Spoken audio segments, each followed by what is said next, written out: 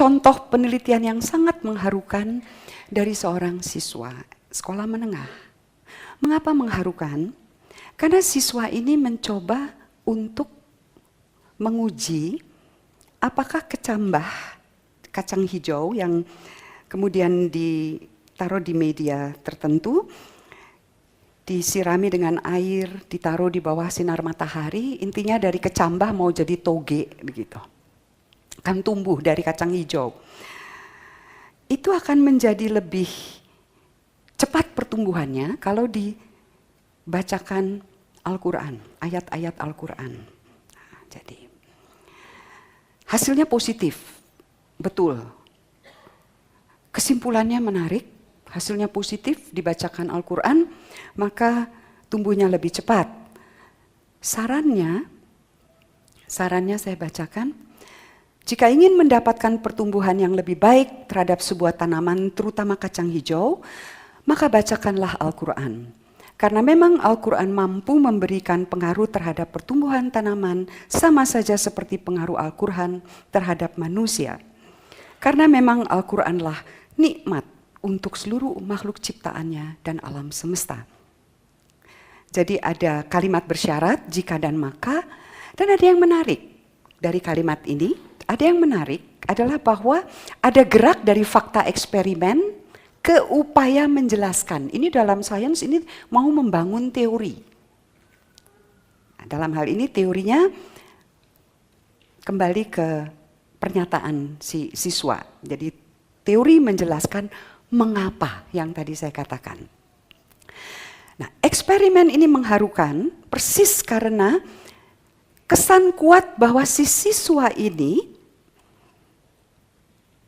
mau melakukan penelitian yang baik secara ilmiah, sekaligus mau menunjukkan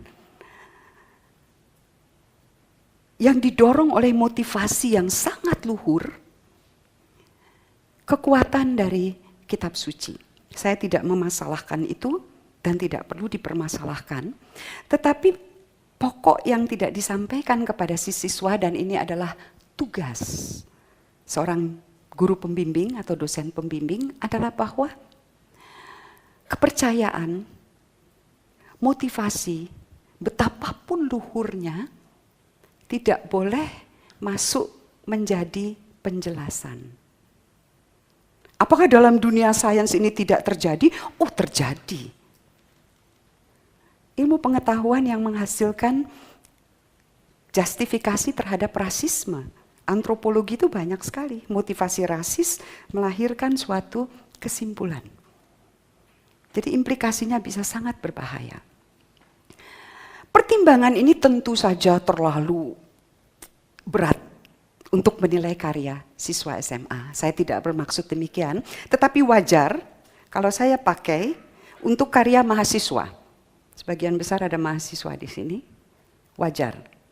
Karena mahasiswa sudah pada tingkat betul-betul mau berlatih cara berpikir yang runtun, sistematis, dan penjelasannya itu bisa dilihat hubungannya asosiatif, kausalitas, dan sebagainya. Maka saya akan masuk ke penelitian berikutnya ini yang saya perlihatkan di sini.